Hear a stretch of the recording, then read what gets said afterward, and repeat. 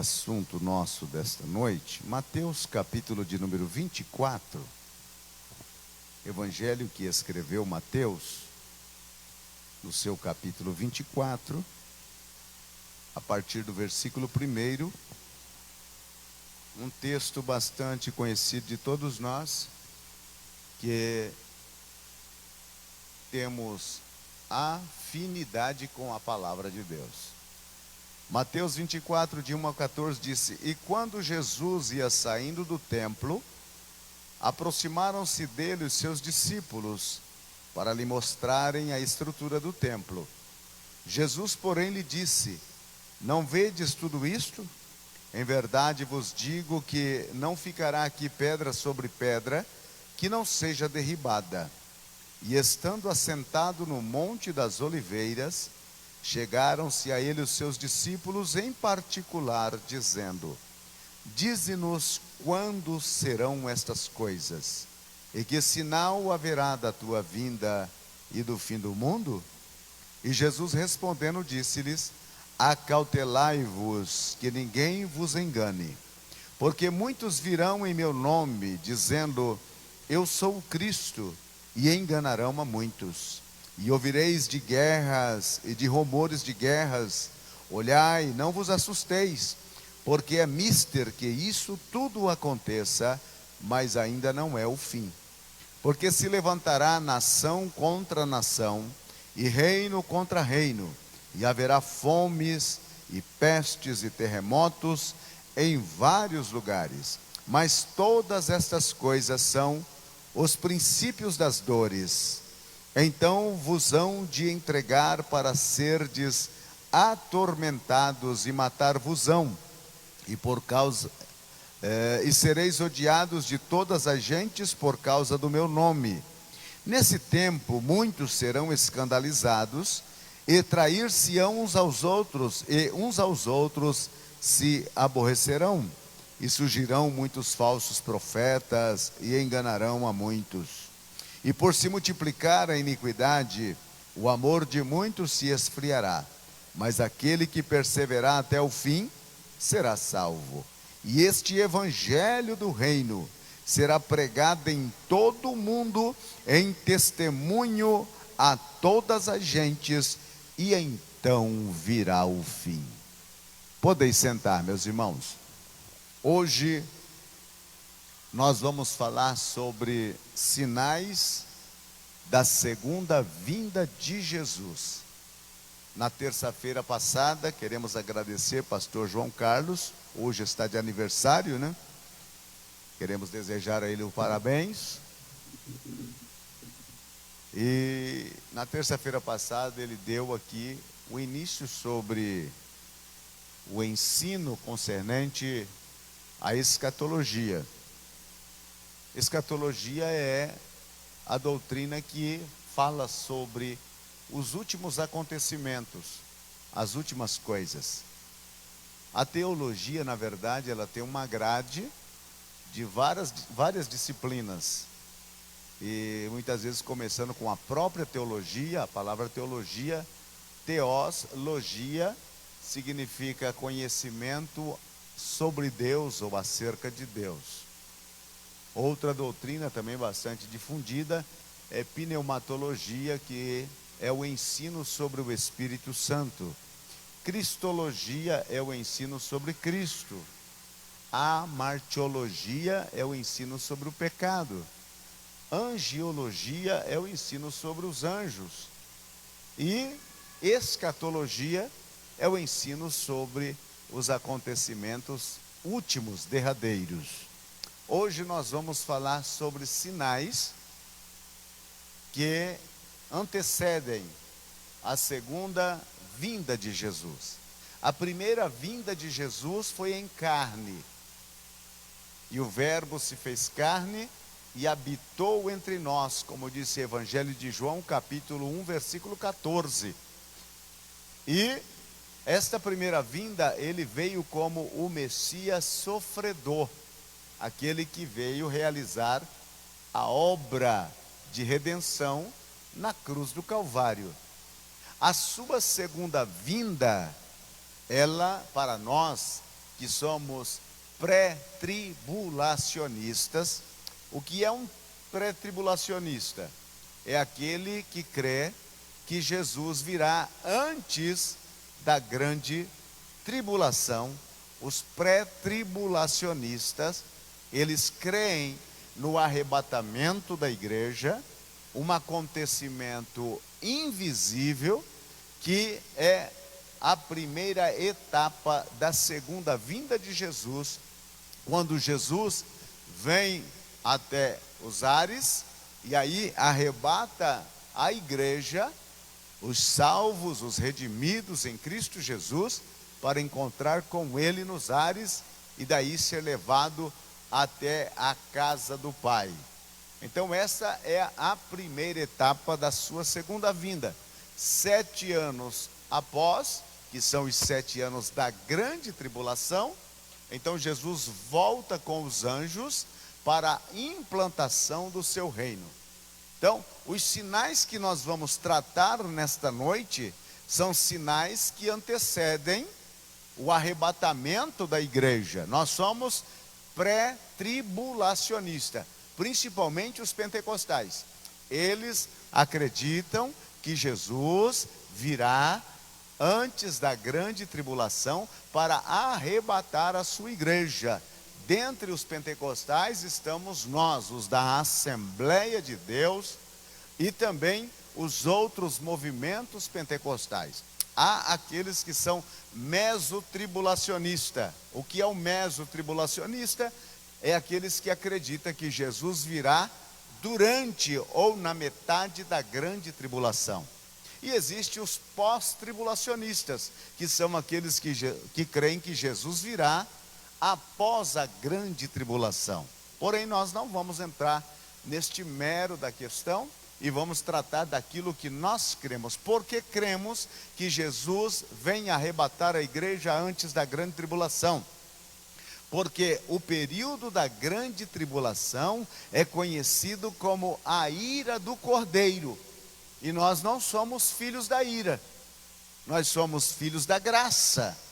Assim como Noé foi poupado do juízo do dilúvio, assim como Ló foi poupado também da destruição de Sodoma e Gomorra, dando claramente a entender que o justo juiz, ele não condena os que são seus, juntamente com aqueles que são merecedores do juízo.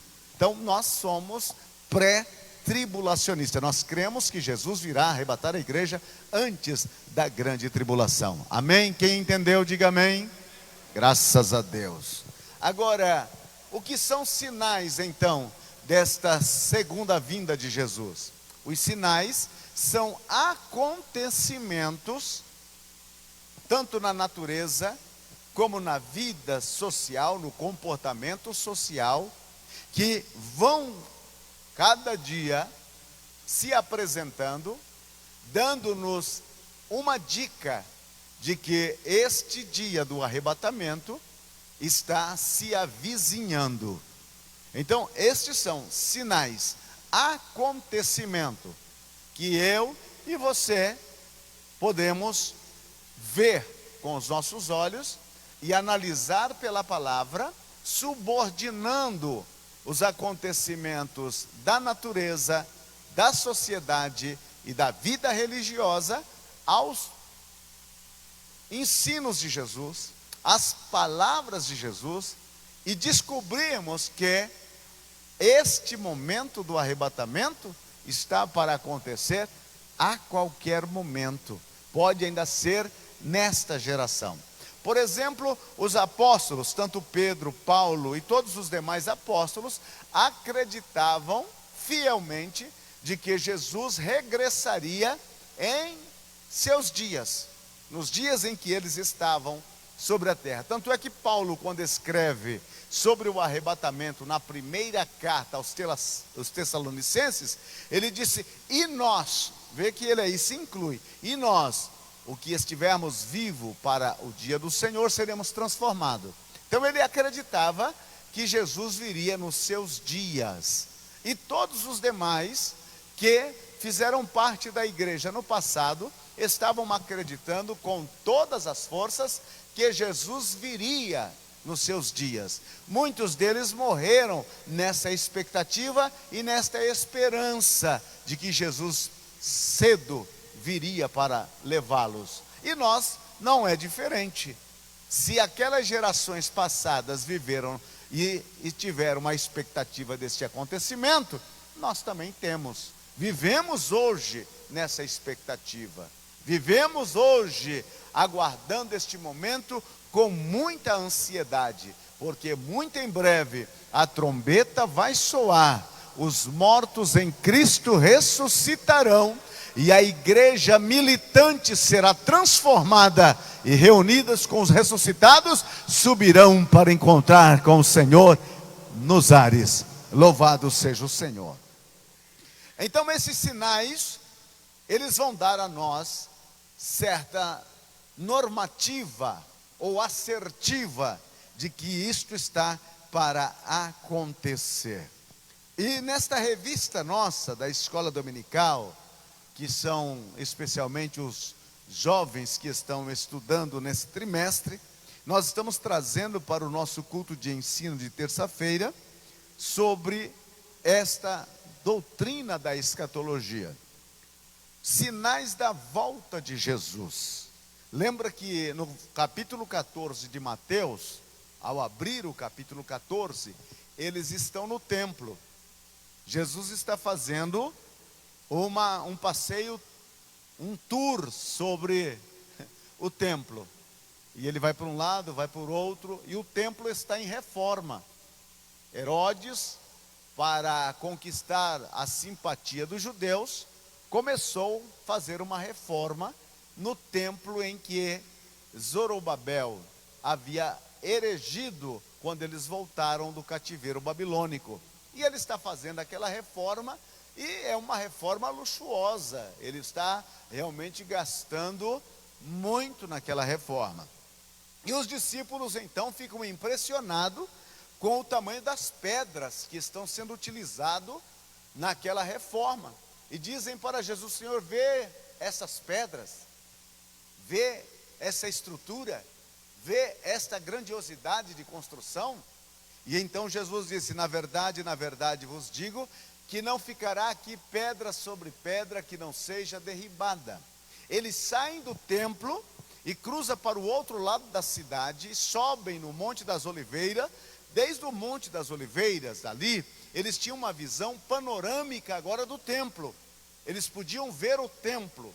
E então os discípulos que escutaram ele dizendo que não ficaria pedra sobre pedra que não fosse derribada lá no templo, voltam agora ali no monte perguntando: Senhor, diga-nos quando vai acontecer essas coisas. Que coisas? Que não ficará pedra sobre pedra lá no templo. Que sinais haverá da sua vinda e do fim do mundo? Então eles querem saber três coisas conjuntas. Eles querem saber quando será a destruição do templo. Eles querem saber quando haverá os sinais, quais são estes sinais da vinda de Cristo, e quando acontecerá o fim do mundo. Essas três perguntas eles estão fazendo a Jesus, e Jesus então começa a responder essas perguntas. O templo, ele foi destruído no ano 70 da nossa era. O general romano Tito marchou contra Jerusalém e derrubou o templo. As pedras do templo, nenhuma ficaram sobre as outras. Foi até o alicerce, uma destruição total. E no lugar do templo está erigido hoje a Mesquita de Omar, um templo muçulmano. Então, o anelo dos judeus é que o templo volte a ser reedificado. Profeticamente, há da parte de Deus essa profecia em que esse templo haverá de ser reedificado. Alguns dizem que momentos antes da tribulação, outros dizem que durante o período da grande tribulação. Como nós não vamos estar aqui para presenciar isto, então vamos nos preocupar com aquilo que viemos nesta noite. Sinais. Sinais da volta de Jesus. Jesus falou sobre alguns sinais na natureza, catástrofes naturais. Um dos sinais dos últimos dias é escurecimento do sol, da lua. Jesus falou de algumas questões tremendas sobre terremotos. Alguns dizem, mas terremoto existe desde que o mundo é mundo. Na verdade existe, mas com o aproximar desta vinda de Jesus, esta quantidade de terremotos, eles intensificarão. Neste exato momento em que estamos aqui reunidos, em alguma parte do mundo está acontecendo um terremoto, em escala perceptível ou não perceptível. O terremoto está acontecendo a cada momento. E os terremotos, eles acontecem devido ao cinturão de fogo que os cientistas descobriram no núcleo terreno, que a Terra tem as suas placas tectônicas, e estas placas, elas então se chocam. E ao se chocarem, há uma onda de terremoto que vem para a superfície, fazendo com que a terra trema. Assim como quando você chega na beira de um rio e joga uma pedra nas águas, e a água começa a fazer as suas ondas. Já jogou uma pedra na água e já olhou que ela sai fazendo umas ondas? Então, os terremotos, quando há esse choque das placas, então na superfície da terra há este mesmo balancear. Dependendo do choque das placas, também é a força do terremoto. Eles têm uma escala, conhecida como escala de Richter, que mede a intensidade deste terremoto. Se é de grau 1, 2, 3, 4, 5, quando passa de 7, então já é um terremoto muito avassalador, né? Muito forte, causando muito estrago, muitas percas. É um dos sinais. Como que o terremoto tornou-se um sinal? As intensidades deles, as mais frequências dele.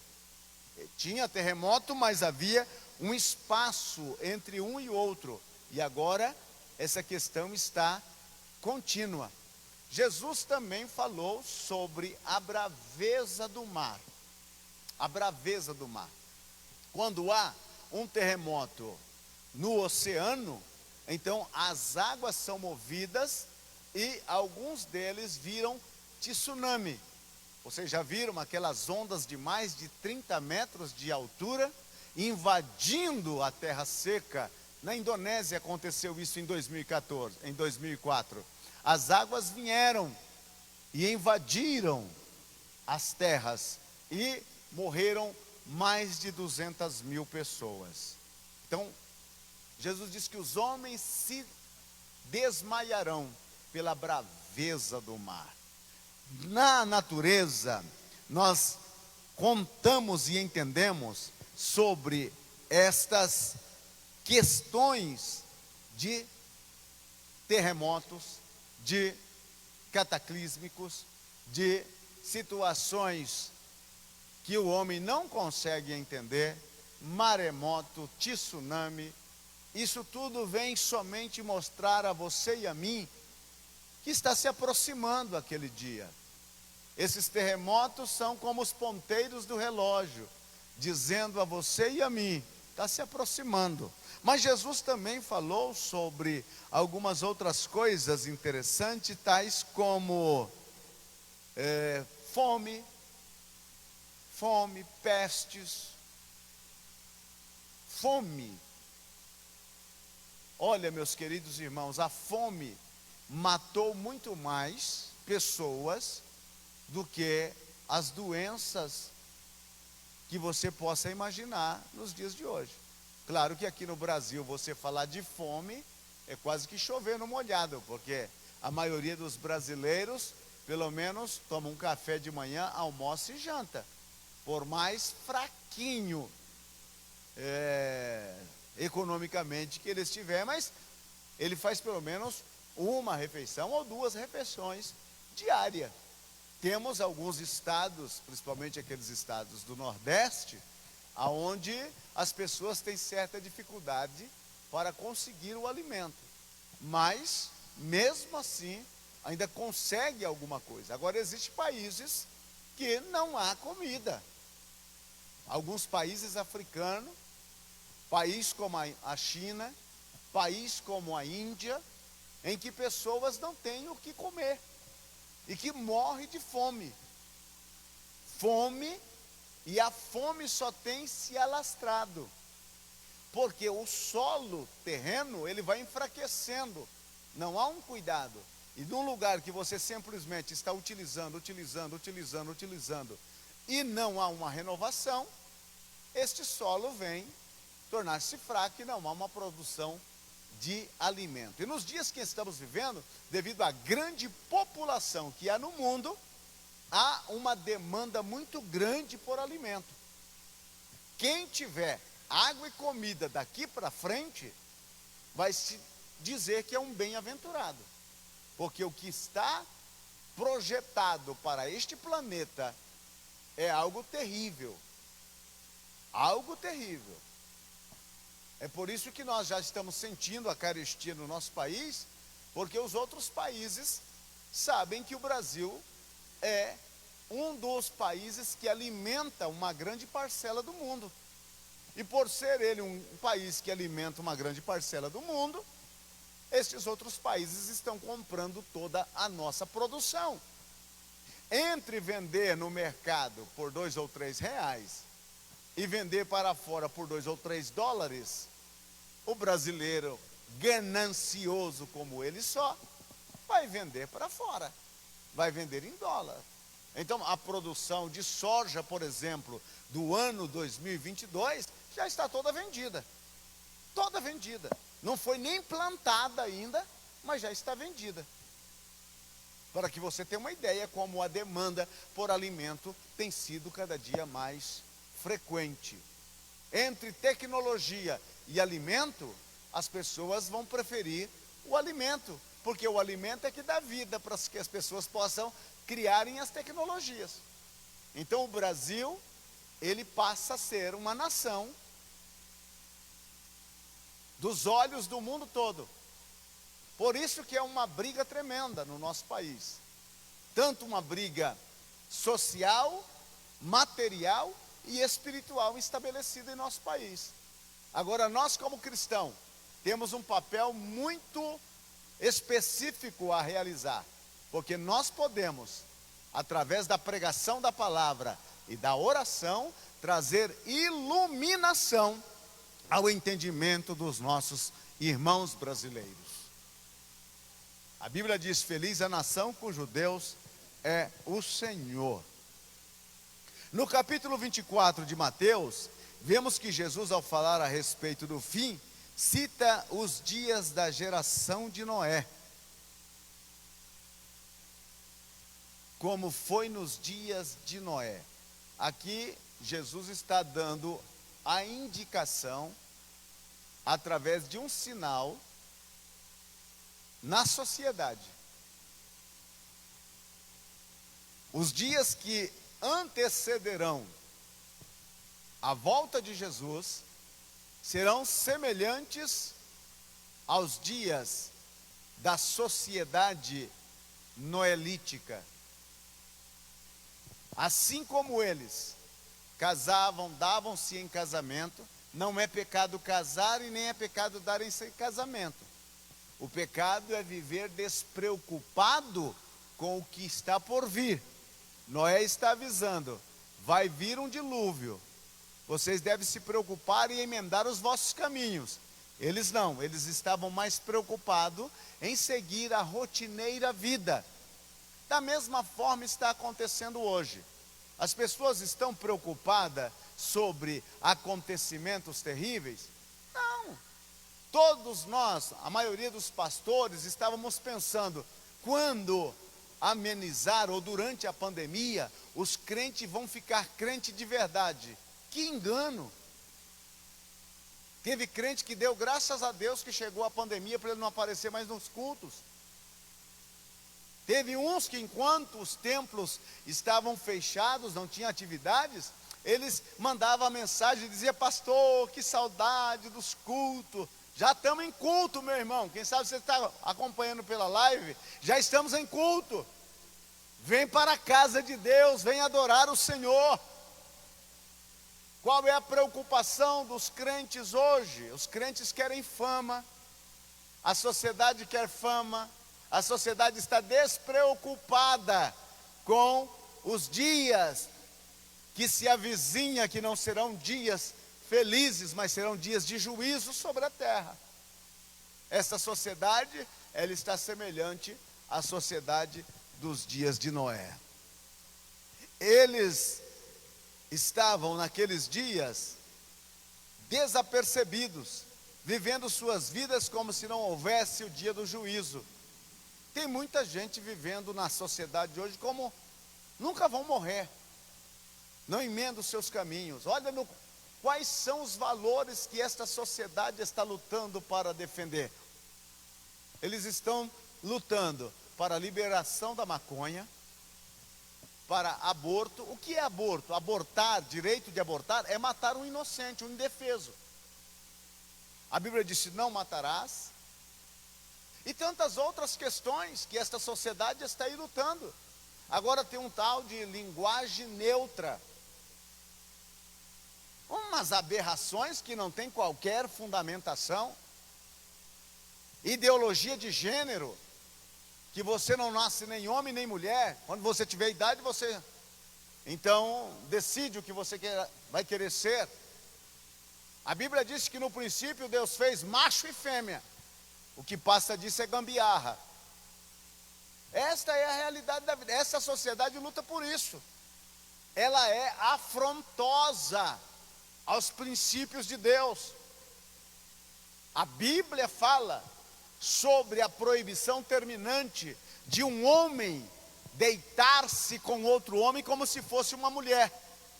De uma mulher deitar-se com outra mulher como se fosse um homem. A Bíblia é terminantemente contrária a essas práticas. Deus ama o pecador, mas Deus não ama a prática do pecado. E esta sociedade tem sido uma sociedade deste perfil. E Jesus então demonstra, através do seu sermão profético, de que isto estaria acontecendo.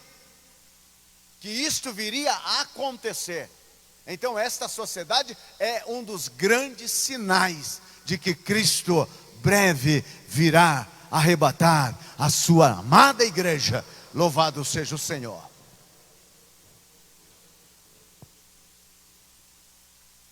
As condições no aumento da rebelião e conflitos. Jesus mencionou também a respeito do rompimento da paz, ao falar ao respeito de guerra, rumores de guerra, nação contra nação e reino contra reino. As guerras também, elas sempre existiram. Porém, para os dias do arrebatamento da igreja, haverá uma intensificação na prática da guerra. Este planeta já presenciou 2 guerras mundiais. Uma em 1914, em que uma grande parcela das nações do mundo entraram em guerra, e a Segunda Grande Guerra Mundial começou já no final dos anos 30 e fora até 46. Muitas pessoas morreram. Guerras, e sem contar um país contra outro, uma nação contra outra. Impressionante que a própria ONU fez uma pesquisa e chegou à seguinte informação preocupante.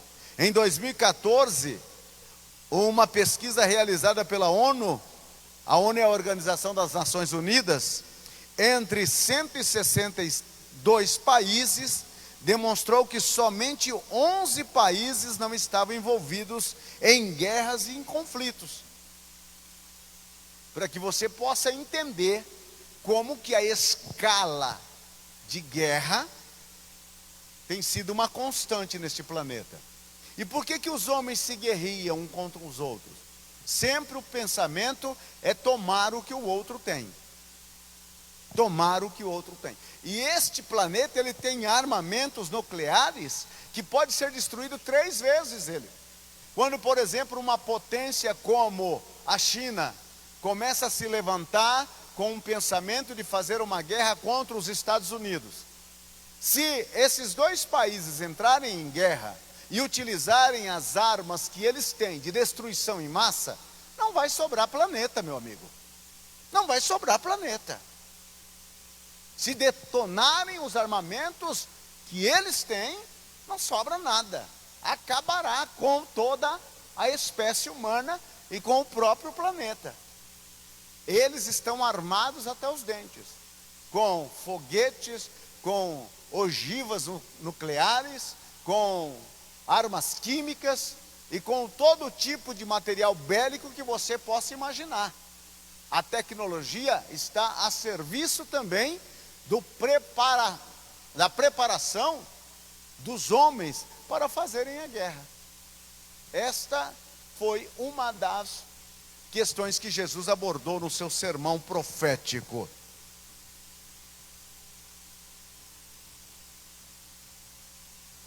Atualmente, com o aumento do ódio, da maldade e da rebelião, temos visto também guerras e conflitos, não somente entre as nações, mas no meio das famílias.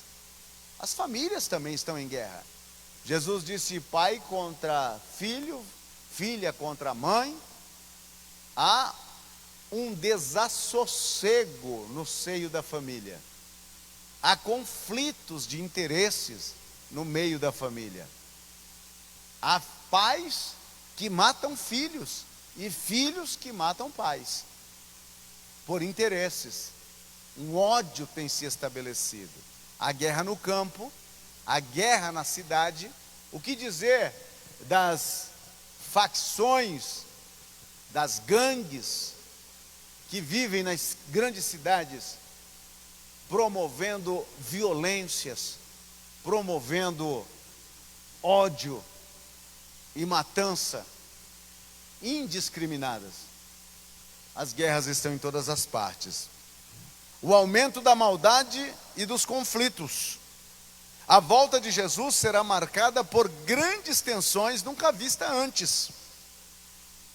Um desassossego no coração. O aparecimento também de falsos cristos, falsos profetas. Eles aparecerão. E falsos cristos e falsos profetas é o que mais tem hoje. Cada país tem os seus. Falsas religiões, falsas doutrinas, tem até cara de cristianismo, mas não tem nada de cristianismo. Promete salvação não por Cristo, mas por mandamentos, ou por algumas observação de alguns preceitos. Intitula-se igreja verdadeira, em detrimento das demais, dizendo que as demais não são igrejas verdadeiras. A verdadeira igreja é aquela que tem Cristo como centro dela, que ama Cristo, que respeita Cristo, vive a palavra de Cristo e aguarda a volta do seu Cristo. Aleluia. Atualmente nós temos um grande avanço da igreja, mas também temos um avanço das seitas satânicas. Templos sendo levantado para ali prestarem adoração a Satanás. Umas aberrações terríveis. Até mesmo no meio artístico, as pessoas, eles já estão adorando a Satanás. Camisetas com dizeres. Muitas vezes você compra uma camiseta que tem um idioma que você não conhece e nem sabe o que está escrito naquilo ali, mas devido você ter achado bonito, você comprou e está usando, utilizando aquela camiseta. E quem sabe aqueles dizeres são dizeres blasfemos ou dizeres satânicos. Nem tudo serve para você, meu irmão. Se você desconheceu a linguagem, peça para alguém que conheça. Hoje nós temos o Google. Coloque lá no Google, veja a tradução, o que é que significa aquilo. Cuidado com os amuletos que você recebe. Cuidado com esses anéis.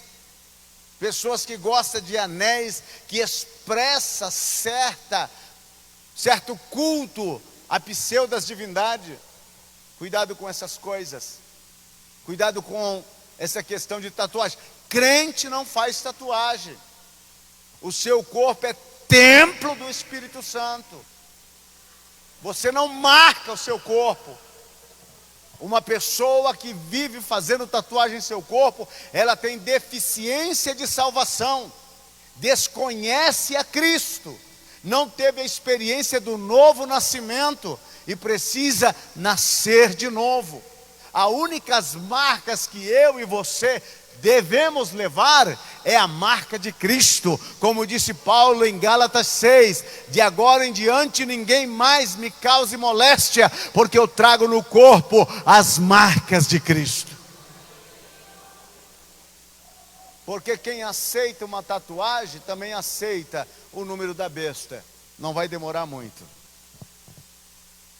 Mais sinais da volta de Jesus. Sofrimento e martírio dos cristãos. Os cristãos sendo perseguidos.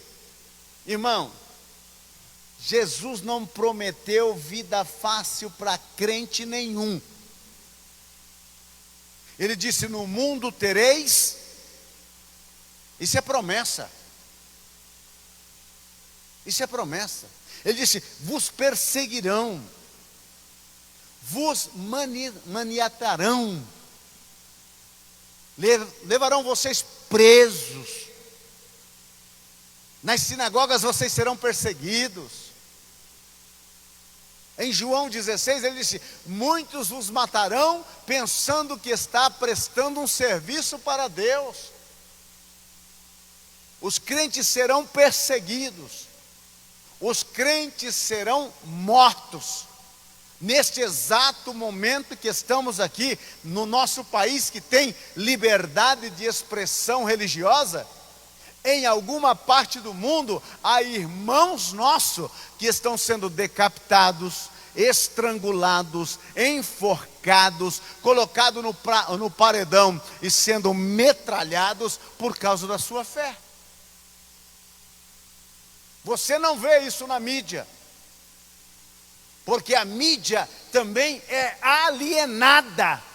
Não vá pensar você, cristão, que a mídia gosta de você. Não, meu querido irmão. As trevas nunca gostaram da luz. Jesus disse: vós sois a luz do mundo. A igreja militante na terra, ela está mostrando o pecado desta sociedade e a mídia não gosta disto. Jamais. Fala sobre essas perseguições, sobre esses sofrimentos. E isso só tem a aumentar. Só tem a aumentar.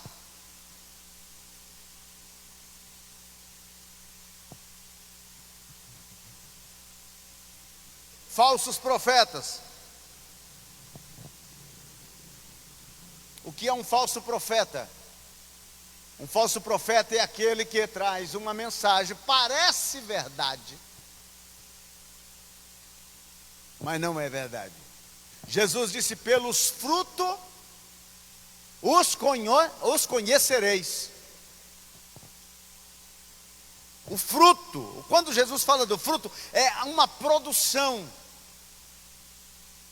Aquilo que nasce espontaneamente na vida da pessoa.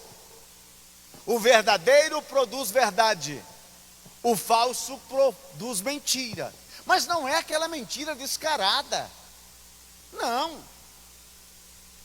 Se você ler capítulo 3 de Gênesis, você vai ver que Satanás não chegou contando uma mentira descarada para Eva. Ele chegou trazendo até um senso de verdade. Quando ele disse, foi assim que disse Deus, não coma de nenhuma fruta do jardim? Não, Deus não disse isso. Deus disse que de todas as frutas do jardim a gente pode comer livremente. Mas da fruta que está no meio do jardim, disse Deus, não coma, porque o dia que comeres, certamente morrerás. Aí então ele aproveitou e disse, é porque Deus sabe que se vocês comerem desse fruto aí, vocês vão ser semelhantes a Deus. E ela comeu. E não só ela, Adão também comeu. Isso é um problema quando a mulher manda na casa. Faz tudo o que a mulher quer. Coma, Adãozinho, coma. Gostou, eu comi, não aconteceu nada. É mesmo, né? Vou comer, Eva, comeu. Aí é desgraceira, nós estamos nessa situação até hoje. Então o diabo, ele não vem. Irmãos, não vá pensar que o diabo vai vir com a cara de boi, com 2 chifres, carona vermelha, pegando fogo, um garfo tridente na mão, uma cauda com uma ponta aguda, parecendo uma flecha. Não, ele não vai vir assim. Irmãos, isso é propaganda contra. Você já vai saber que é ele. Como é que ele vai vir? Imitando a verdade, meu irmão. O falso imita a verdade. Ele não faz propaganda contra ele mesmo, mas ele dá um ar de que está falando a verdade. Mas o fruto, chega um momento que ele não consegue sustentar aquilo que ele está falando. Quando é submetido às pseudas verdades dele com a verdade bíblica, cai por terra. E tantos falsos profetas têm aparecido nos dias de hoje. Por mais que eu chame aparecido, eu não sou um falso profeta, meu irmão. Tem muitos. Profeta de Facebook, profeta de WhatsApp, profeta que adivinha placa de carro, número de CPF, número de identidade. Profeta, se você notar, a maioria desses profetas, e é bom que estamos aqui ao vivo e em cores para todo mundo, a maioria desses profetas, o desejo dele é meter a mão grande no seu bolso. É tirar o que você tem.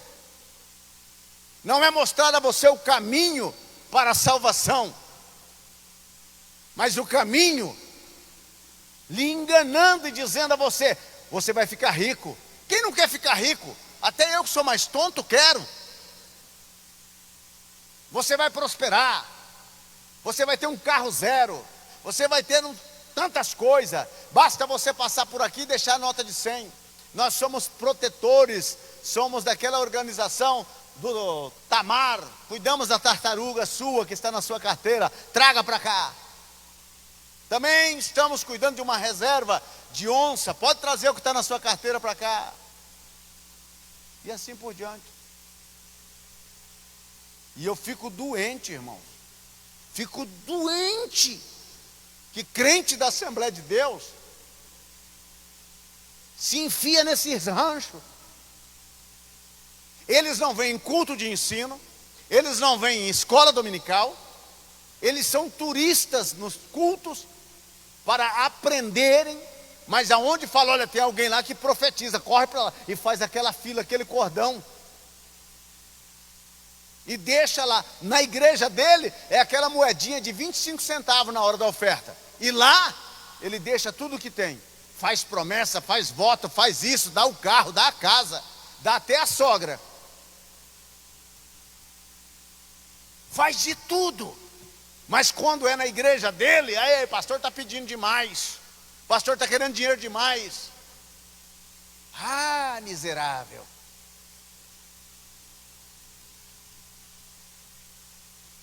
Falsos. E Jesus disse, enganarão a muitos.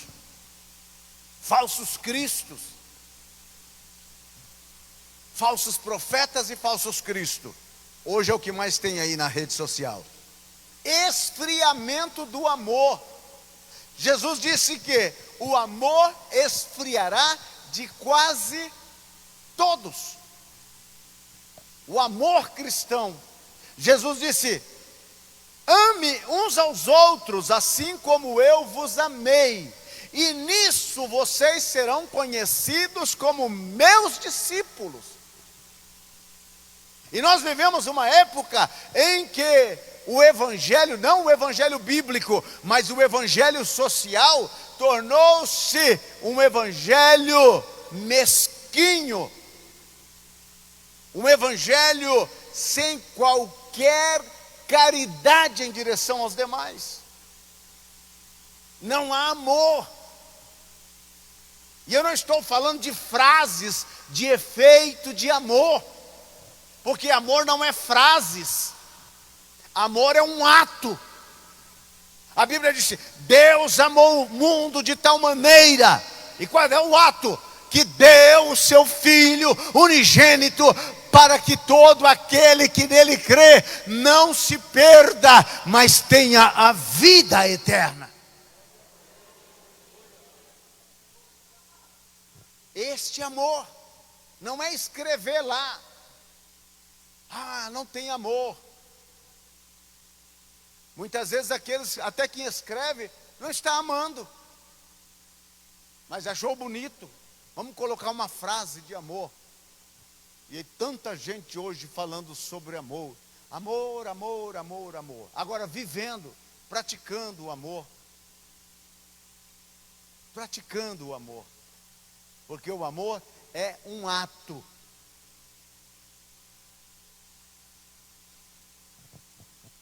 Glória a Deus. Esse esfriamento do amor não é somente para o amor de irmão para irmão, mas o amor também esfriando do crente para com o seu Cristo.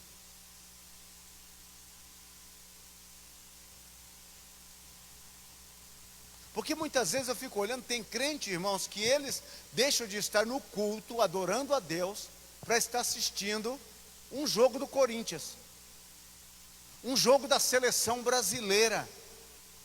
Hoje eu não vou no culto, o Brasil vai jogar e eu tenho que xingar o Neymar.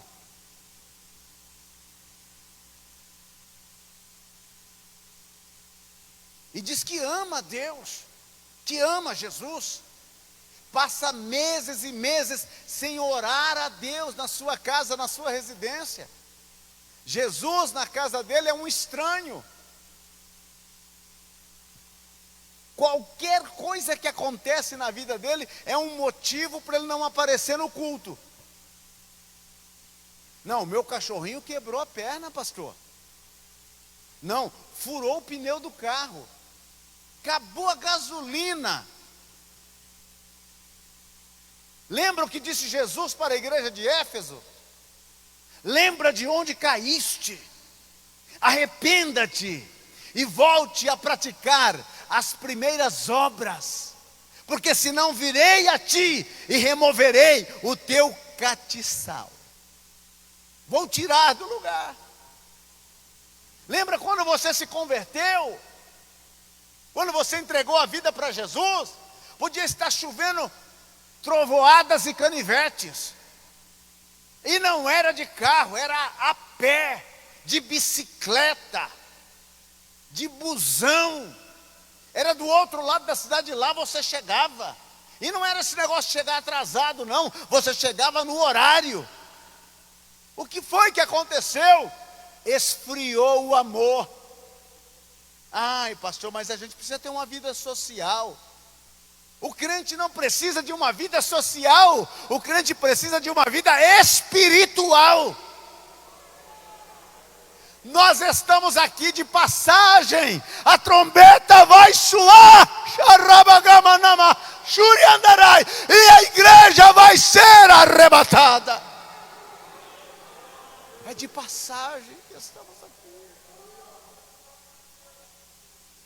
Precisamos de um aquecimento do amor. Precisamos que o fogo do Espírito Santo derreta essa geleira que está dentro de nós. Precisamos voltar a ter os olhos como esbraseados de fogo, o coração palpitar. Precisamos voltar a cantar, a adorar a Deus de verdade, a orar, a buscar a sua presença. Precisamos, não podemos deixar que o amor por Jesus em nosso coração venha esfriar, porque este é um dos sinais dentro da igreja, o esfriamento do amor. O esfriamento do amor. Quanto tempo faz que você nem convida mais o seu vizinho para estar num culto? Você se esconde, tem vergonha que os seus vizinhos saibam que você é crente. Lá na escola ninguém sabe que você é crente. Lá no trabalho muito menos. O que aconteceu? Há um esfriamento. Um esfriamento do amor para com Jesus. E Jesus disse: eis que estou à porta e chamo. Se abrir eu entro, ceio com ele e ele comigo. Até quando vamos deixar Jesus do lado de fora do nosso coração? Até quando vamos manter o nosso coração trancado?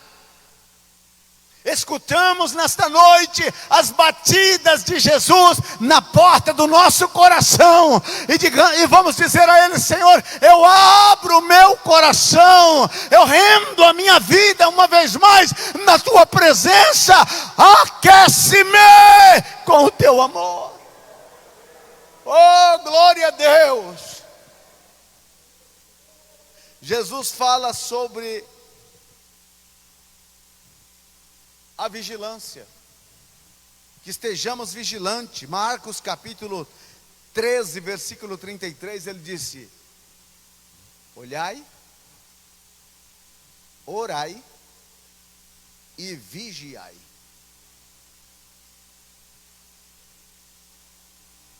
A vigilância,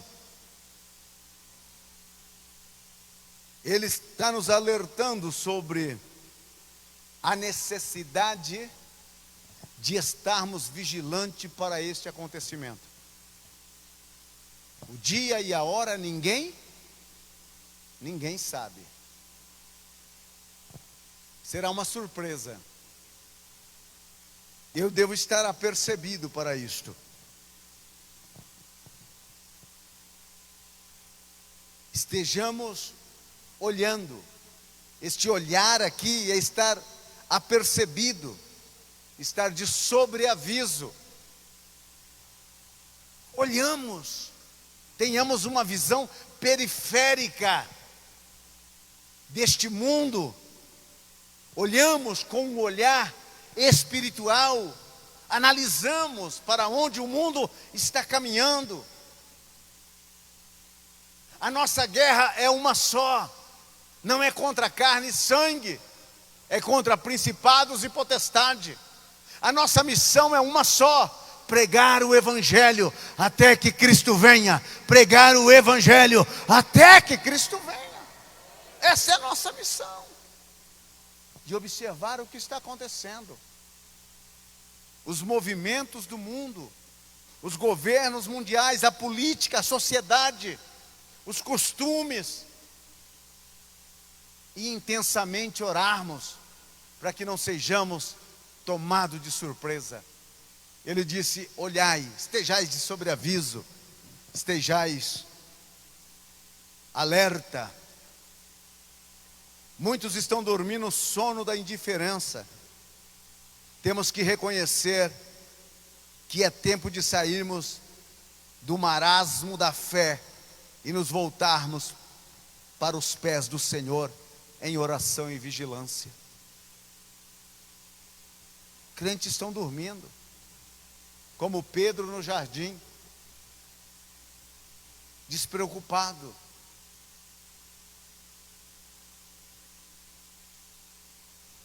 A vigilância é fundamental para a manutenção de um padrão de espiritualidade saudável e que agrada a Deus. Vigiemos. O Senhor Jesus enviou uma carta para a igreja de Éfeso. Ela não vigiou. E ele disse: lembra de onde você caiu. Só cai quem está em cima. Lembra de onde você caiu.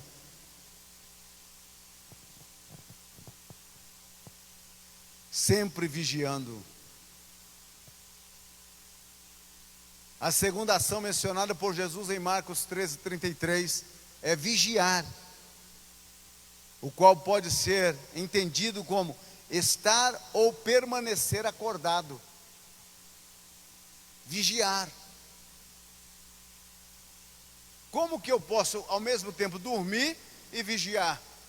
Jesus não está falando do sono físico reparador, ele está falando de uma vigilância espiritual. Os movimentos que o inimigo está fazendo para destruir a tua vida e a minha vida, para acabar com o amor que ainda resta em nosso coração para com Cristo. Se não vigiarmos, ele nos destrói. São aqueles que são displicentes,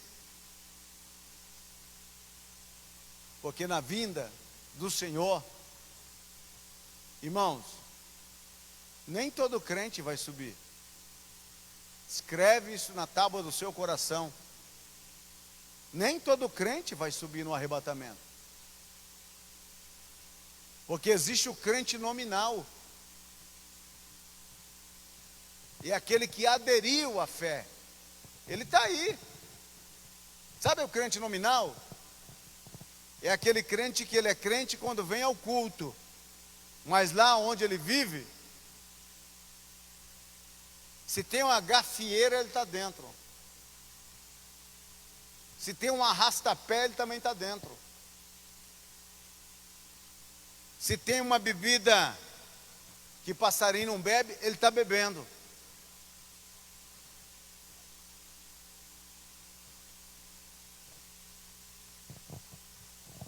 Essa gente,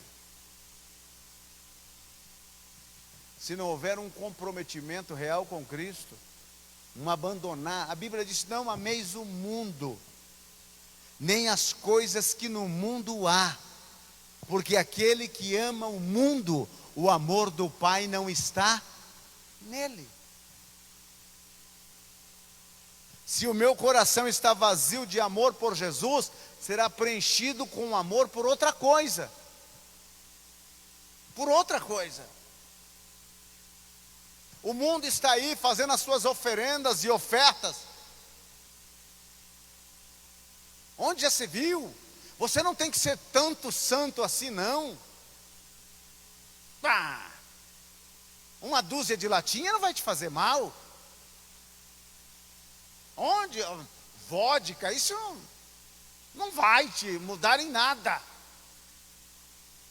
E lá está o crentão, chapando o coco, né?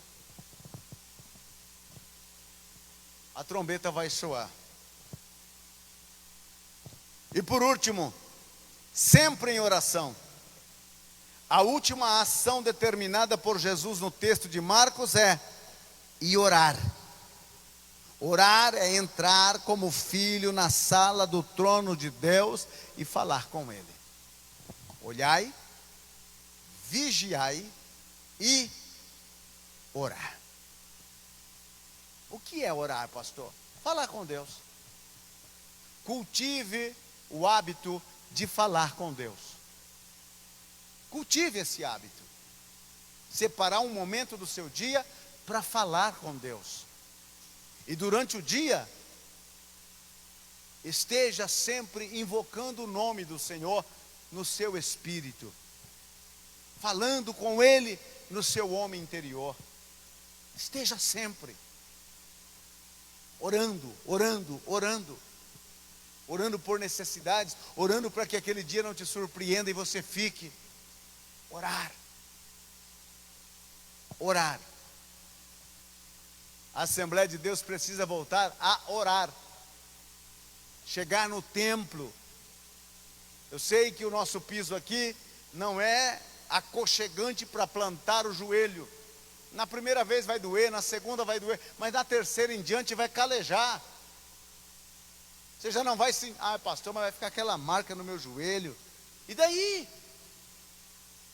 É melhor ter uma marca no joelho e um amor aceso no coração, do que não ter marca nenhuma no joelho e um coração que é uma pedra de gelo. Orar. Aí você diz, pastor, mas eu oro em casa. Se neste lugar onde é chamada casa de oração, você não ora, como que eu posso acreditar que você ora na sua casa?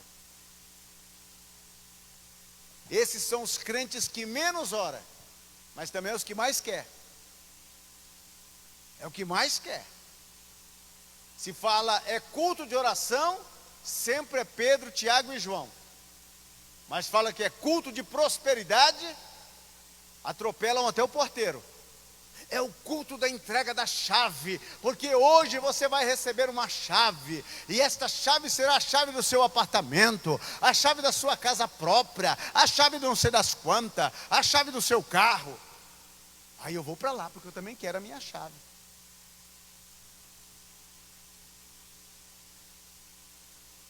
Faz campanha, oferecendo aquilo que não tem.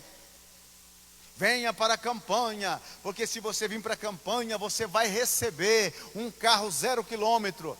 Pura mentira.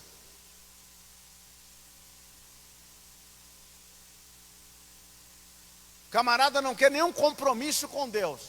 Você acha que Deus vai lhe dar alguma coisa?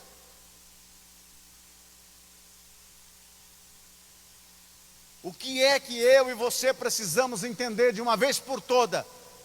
A nossa vida precisa estar pautada pela palavra de Deus, e nós devemos amar Jesus e buscar Ele todos os dias. Eu não estou dizendo a você que Deus não vai te prosperar, Ele vai, mas meu querido irmão, dinheiro não dá em árvore. Ele atende às necessidades.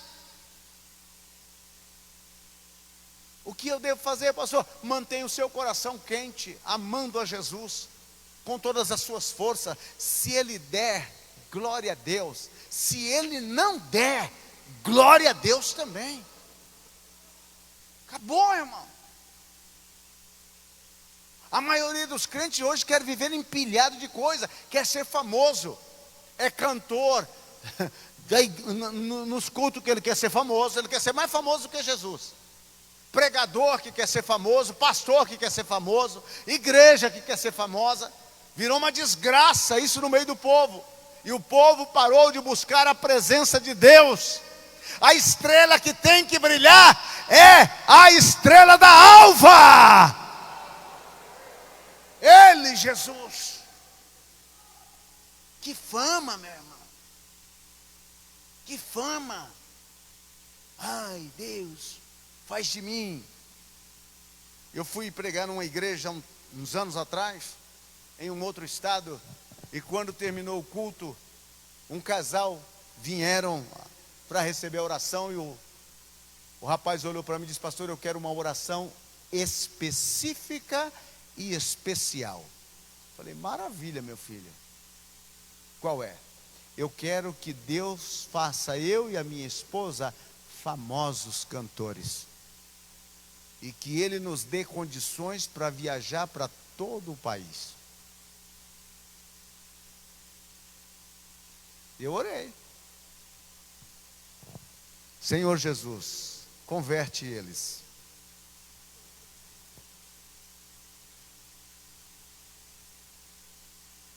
Ficamos em pé, meus irmãos.